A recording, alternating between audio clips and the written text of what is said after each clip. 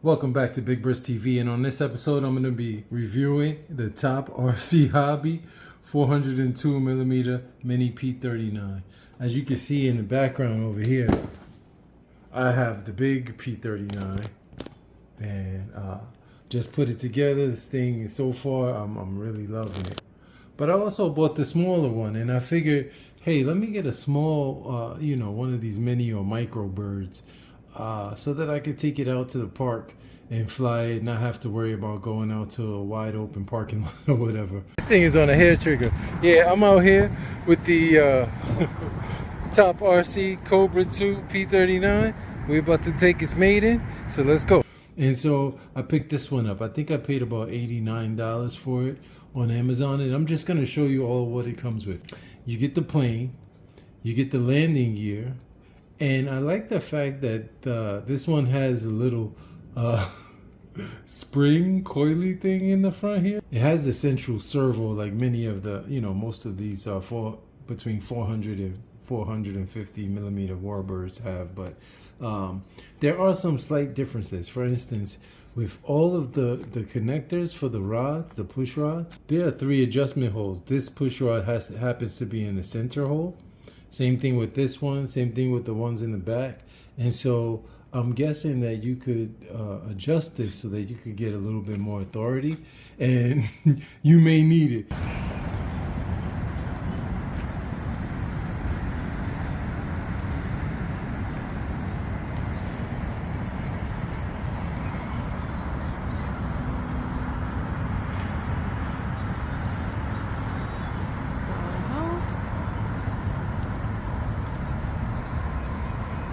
I can't.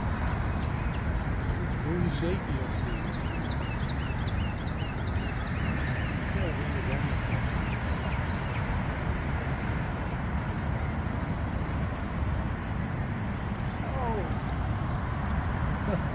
And I'll talk about that in a little bit.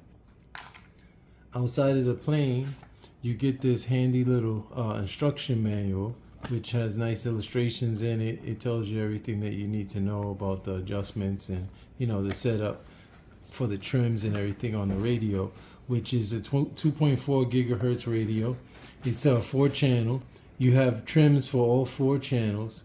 You got your power button here in the middle, and then you have this Aerobatics buttons. And so when you hit this, it'll beep 2 times, and depending on what you do with the right stick, if you go right or left, it'll roll either right or left. What the?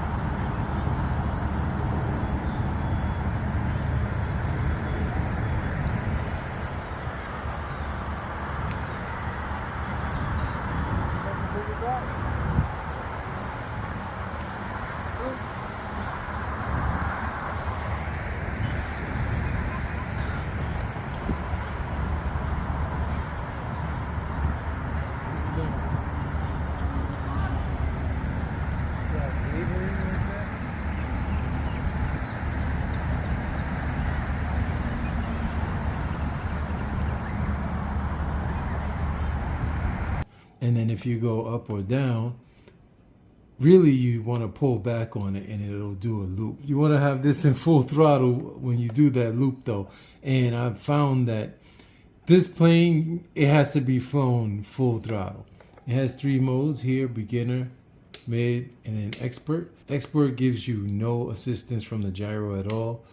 Mid gives you mid-level assistance from the gyro, but you have more authority over your left and right banking, for instance. And then beginner, you have the least amount of authority. First thing I thought when I was out there was, man, I'm gonna have to get this thing home and change these positions to the outermost position so that I can have a little bit more authority in the air when I'm in beginner mode. They're almost impossible to fly in. I shouldn't say impossible, because if it's a calm, clear day out, it doesn't have to be clear, just not windy, you can fly it if you have it trimmed correctly in expert mode, but whatever. Anyway, it comes with the batteries for the transmitter. It also comes with this BEC connector, and I believe this is in case you want to add a different receiver on here. You could do that. This particular one came with 3 batteries, which was really nice. And the other thing that was really nice about it is it came with the USB charger that these usually come with, but it also came with this, and this is the Sulpulse. Same brand as my first LiPo charger was. Very cheap brand, but you can charge 2, 3, 4, 5 of these batteries at once with this thing. And each of the LEDs, depending on where you plug it in, will light up, and then the light will go off when it's fully charged.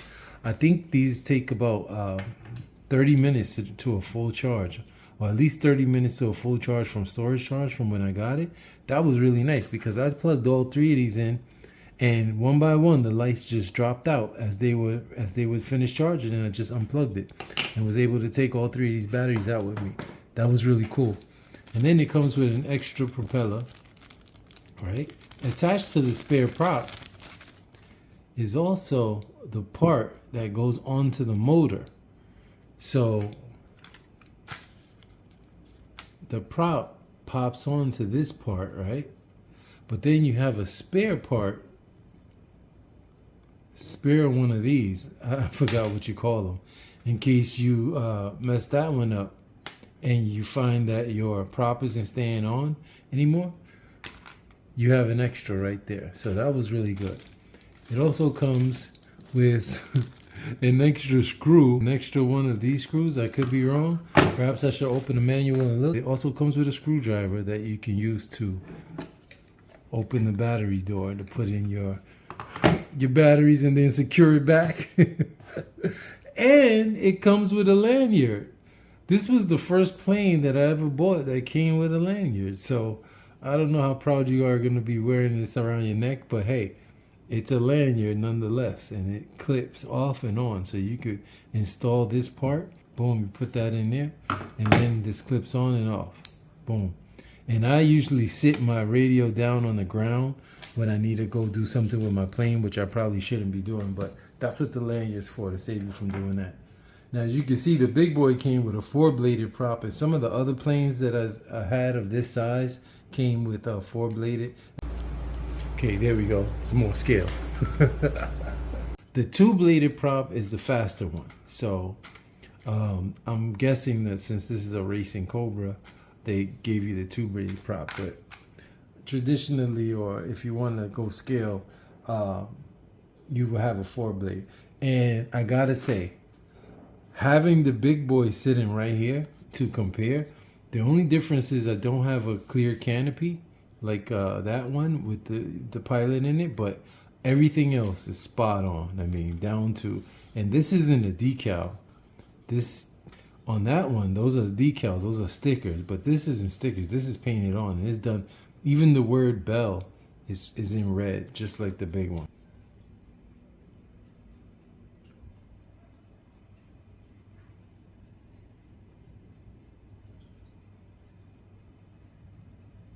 This one was really nice. Here's your battery compartment in here, and then it has a piece in there that kind of holds the battery snug, and then there's extra space for the wires to tuck the wires in, and then boom, it just clips in like that. And I gotta say, this is a really nice bird. Now, it's really nice to look at. As far as flying, that's a different story. Man, this thing isn't flying like I thought it would. But it's resilient, so let's get it back up in the air and see what we can do. There's the prop over there, so here you go.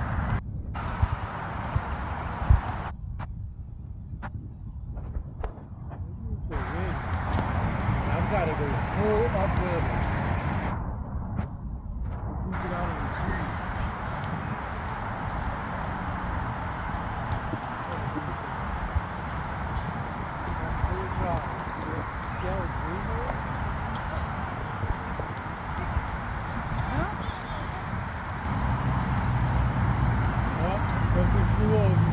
Yep. I might change the positions of the push rods and take it back out, but you know, I have bigger fish to fry, or bigger birds to fly, so I may not end up doing that, but I may just keep it around, you know, something for the wall. But anyway, that was the top RC Harbie Mini P39. I'm not sponsored or anything. I just happened to purchase this and thought I'd share it with you guys. I didn't do a real long or in-depth breakdown of the other 5 planes that I had. So this is plane number 6 and 7. So it's only been 2 weeks, almost going on 3 weeks now since I got into the aeronautics, and already 7 planes, right? So this is Big Bris TV. If you enjoyed the video, you found it useful, hit that thumbs up. If you didn't, still hit the thumbs up and subscribe. Check out one of these videos up here. Let me know if you have any questions in the comments. I appreciate each and every one of you. Everybody stay well, and I'll see you on the next one.